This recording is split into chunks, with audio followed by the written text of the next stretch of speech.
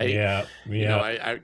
We've had cloud SaaS, but it all started with, I think it was the application service provider model back in the 90s when there was not enough bandwidth to support everything. But, Eh, just like that, everything, that's old comes back around as new, but what mhm, never goes out of style is security, right? And that's a little bit of correct. your story today. Absolutely. Yeah, I've been involved with security on many levels as I grew through this industry, and now it's crazy, right? We go to a show, we see them all.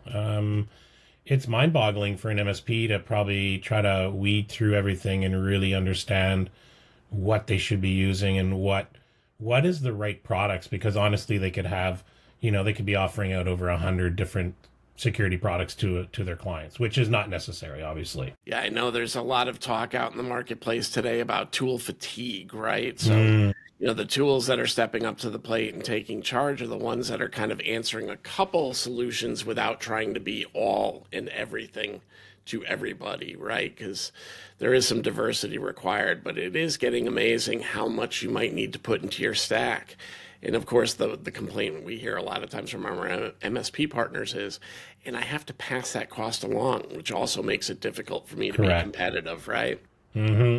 Yeah, and of course the good old saying is, the client will always be, why do I really need this, and I don't really want to pay for it. So it's a trickle down effect of us trying to make sure the MSPs are doing the right things, and the MSPs making sure they're doing the right things to their clients, but their clients might not understand why they're doing that. So yeah. Yeah, and as a guy that runs an outfit that does business reviews as part of its life, I'm always reminding the MSPs, you got to remind them what's in it for them, what's Hmm. their win, and if you can do that well, then usually everything else just kind of cascades and follows from that. Hmm. Hmm. But some of these concepts are difficult for end users to understand. I think even some of us in the industry struggle with concepts like DNS, Yeah. DMARC, DKIM, SPF, right? And all these Hmm. different things that go into keeping public facing services humming but yet secure.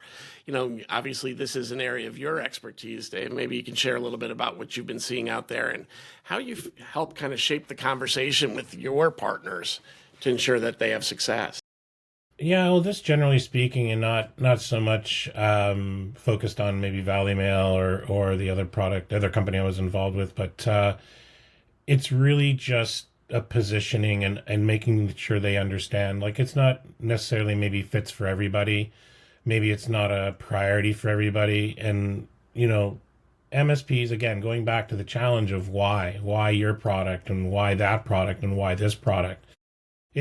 I would rather sit back and say, this is kind of requirements, if you will. Maybe it's hitting certain uh, requirements in the industry by other players, but not to overload them. I mean, you're not every MSP is not going to just jump on board to every product, and especially there. It's a pool of a lot of security out there, but it's helping them understand the right. Um, what's the right stack for them. And in fact, GTIA, and part of a council there, just to kind of go to that, is we actually designed a document. It's a pretty lengthy document, but the first stage and second stage is really a questionnaire for the MSP to go back and say, why do I want to bring on this particular vendor? And it's a checklist. And at the end of it, they go, yeah, this is not the vendor for me. And this is why, because they've gone through this checklist and been able to realize, instead of going and saying, oh, shiny and new, I want that, as a lot of new security products can be. And they tend to maybe get a little bit too excited about technology and jumping on board. So it's about stepping back. It's about, working with them and understanding the requirements. And there is a lot of little bits and pieces out there that are probably shiny, and not really necessary, I guess, in the grand scheme of things.